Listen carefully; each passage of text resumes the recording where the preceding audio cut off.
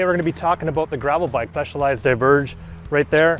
I've been riding that a lot lately, sort of trying to recover from the broken collarbone, and I've put a dropper post on the Diverge, so let's take a look at it. So I've put a dropper on the Diverge. Like I said, this is a PNW dropper.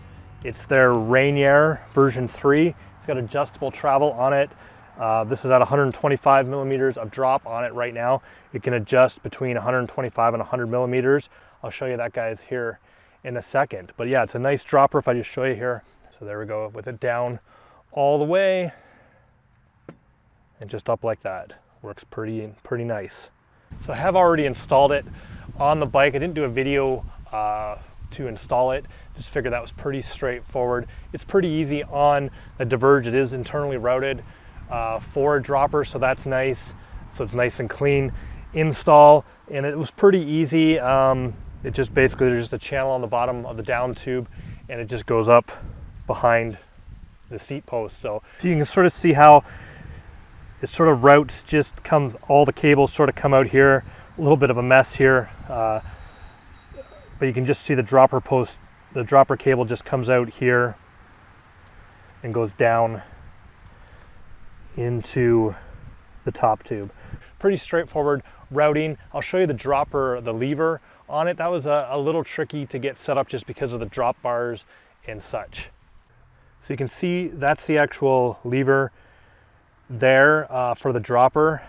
You can kind of see where that is in relation to the drop bars. Like I said, it was a little tricky to install. You just basically, you have to remove all the tape off of the bar and, you know, pull this up and such to put this on, and then have to retape it up.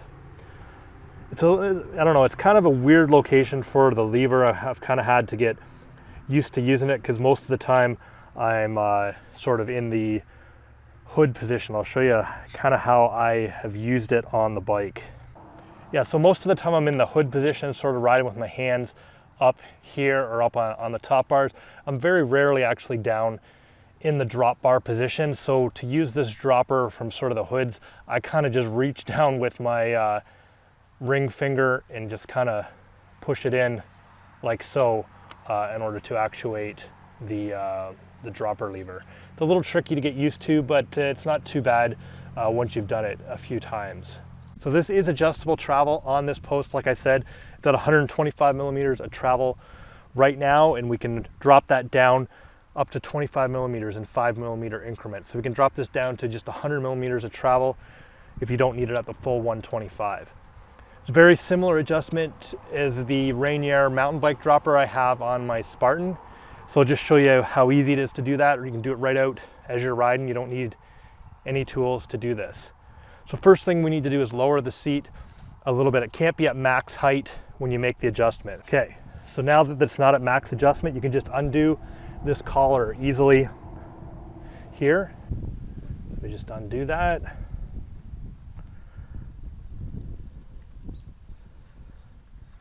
Slide it up out of the way.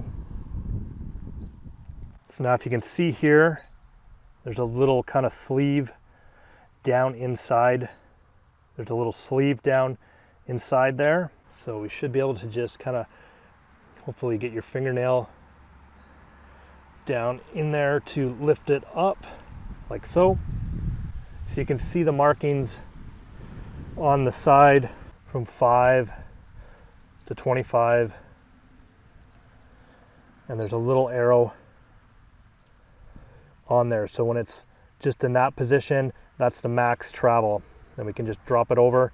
If we wanted to take this down to 100 millimeters of travel, we just slide that down into that position and then just lower the collar, do that up. And this just needs to be finger tight. Doesn't need to be, you don't need any tools to tighten this down. We just want to make sure it's nice and snug down. And now we've adjusted it to 100 millimeters of travel. So now that's only at 100 millimeters of travel. So it's nice to be able to adjust it on the fly when you're out for a ride.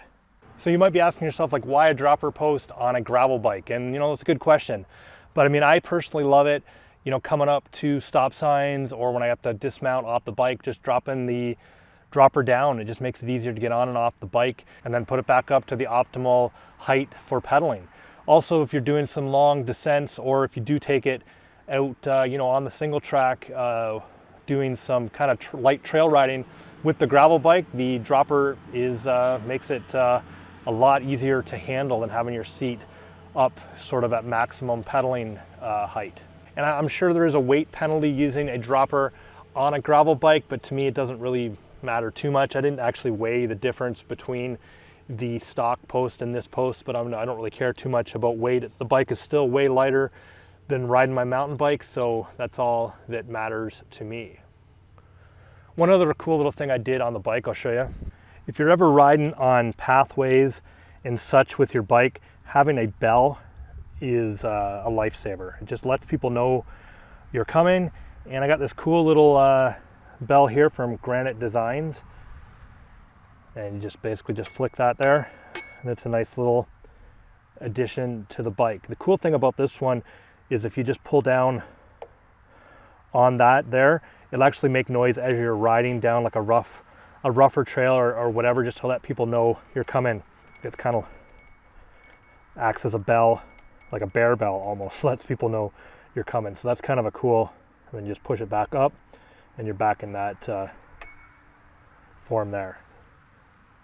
So that's just a nice little bell I added from Granite Designs to the Diverge. So just a quick little video this week showcasing the PNW Rainer Dropper. It's a 27.2 millimeter diameter. For most gravel bikes have that sort of diameter for their droppers. So just showcasing that on the channel this week.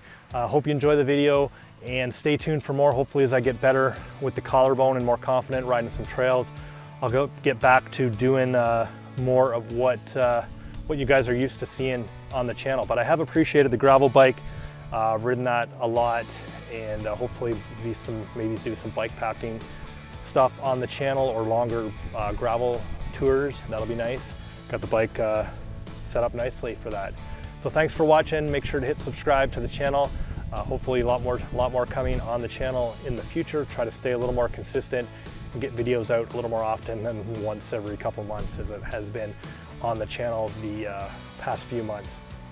So anyways, thanks for watching, subscribe, and until next time, keep your feet on the pedals.